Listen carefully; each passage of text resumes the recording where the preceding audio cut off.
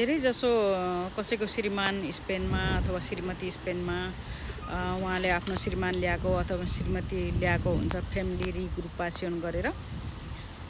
उहाँहरू चाहिँ आउने बित्तिकै तपाईँको कस्तो किसिमको यहाँनिर जस्तै सपोज मैले मेरो श्रीमान लिएर आएँ भने मेरो 5 वर्षको कार्ड छ, उहाँले पनि 5 वर्षको कार्ड पाउनुहुन्छ।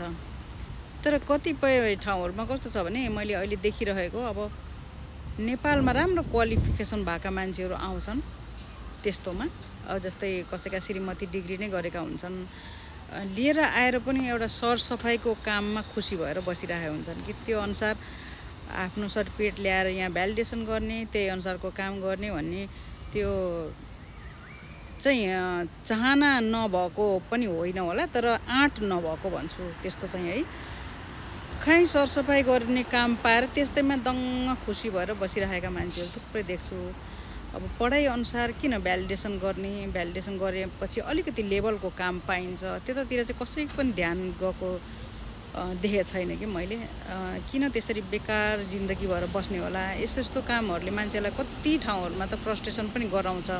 के काम लाग्यो त हामीले नेपालमा पढेको भने जस्तो लाग्छ। खोइ हामीले पढेको केही काम पनि लाग्दो रहेछ, यहाँनिर यस्तो मलाई काम गर्नलाई भन्छ न, त्यही नै काम गरेर खुसी भएर बसिरहेका हुन्छन्। फेरि अब अलिकति जोड गरेर 2-4 स्टेप 6 महिना अथवा 1 वर्षको 1-2वटा कोर्सहरू गरेर अगाडि बढेदेखि त लेभलकै काम पनि पाउँछन् मान्छेहरूले। त्यतातिर चाहिँ ध्यान पुगेको हुँदैन।